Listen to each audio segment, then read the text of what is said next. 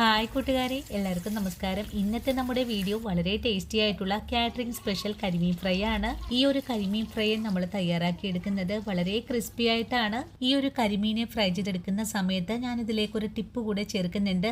അതുകൂടി ചേർത്ത് ഫ്രൈ ചെയ്തെടുക്കുമ്പോഴാണ് നമ്മുടെ മീനെ കഴിക്കാനായിട്ട് അപാര സ്വാദ് കൂടി കിട്ടുന്നത്. അപ്പോൾ എങ്ങനെയാണ് വളരെ രുചികരമായിട്ടുള്ള കാറ്ററിംഗ് സ്പെഷ്യൽ കരിമീൻ ഫ്രൈ ചെയ്തെടുക്കുന്നതെന്ന് നമുക്ക് വീഡിയോയിൽ കണ്ടു നോക്കാം.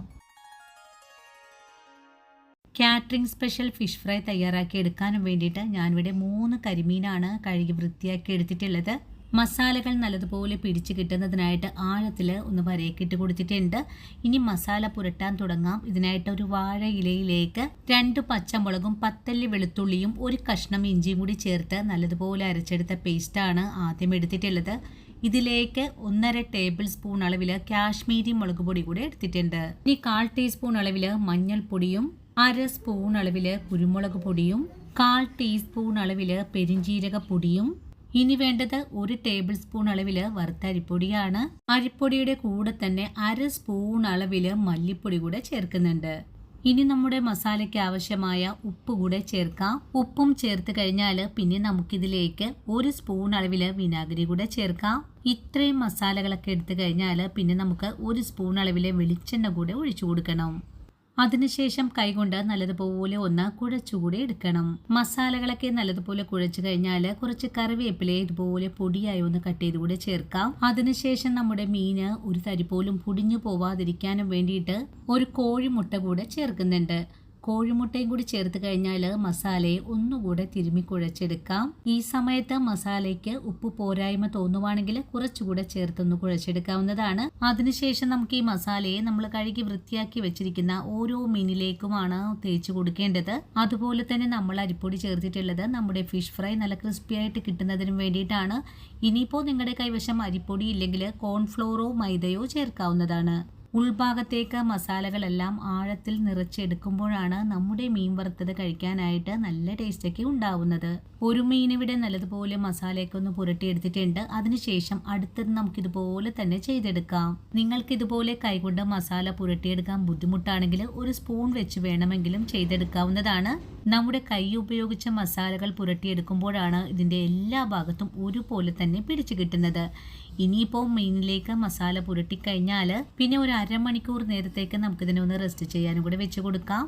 അരമണിക്കൂറിന് ശേഷം മീനെ ഫ്രിഡ്ജിൽ നിന്നും പുറത്തെടുത്തിട്ടുണ്ട്. ഈ സമയത്ത് മീനിലേക്ക് മസാല എല്ലാം നല്ലതുപോലെ പിടിച്ചും കിട്ടിയിട്ടുണ്ട്. ഇനി നമുക്ക് ഉടൻ തന്നെ മീനെ ഫ്രൈ ചെയ്തെടുക്കാം. മീൻ ഫ്രൈ ചെയ്തെടുക്കാനും വേണ്ടിയിട്ട് ഒരു പാൻ അടുപ്പിലേക്ക് വെച്ചിട്ടുണ്ട്. പാൻ ചൂടായി കഴിഞ്ഞാൽ ഇതിലേക്ക് ഫ്രൈ ചെയ്തെടുക്കാൻ ആവശ്യമായ വെളിച്ചെണ്ണയാണ് ഒഴിച്ചു കൊടുക്കേണ്ടത്. വെളിച്ചെണ്ണ നല്ലതുപോലെ ചൂടായി തുടങ്ങിയാൽ നമുക്ക് ഓരോ മീനെയും എണ്ണയിലേക്ക് ഒന്ന് ഫ്രൈ ചെയ്യാൻ ഇട്ട് കൊടുക്കാം. 2 മീനാണ് നമുക്ക് ഈ പാനിൽ വെച്ചിട്ട് ആദ്യമേ ഫ്രൈ ചെയ്തെടുക്കാൻ സാധിക്കുന്നത്. പാനിലേക്ക് മീനെ ഫ്രൈ ചെയ്യാൻ ഇട്ട് കൊടുക്കുമ്പോൾ ഫുൾ ഫ്ലെയിമിൽ വെച്ച് കൊടുക്കുക.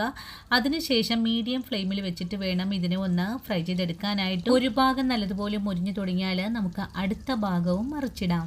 മീനിലേക്ക് അരിപ്പൊടിയും മുട്ടയൊക്കെ ചേർത്തിട്ടുള്ളത് കൊണ്ട് നല്ല ക്രിസ്പി ആയിട്ട് തന്നെയാണ് ഒരു ഭാഗം കിട്ടിയിട്ടുള്ളത്. മീനെ മറിച്ചിട്ട് കഴിഞ്ഞാൽ കാറ്ററിംഗുകാർ ചേർക്കുന്ന സൂത്രം കൂടി ചേർക്കണം.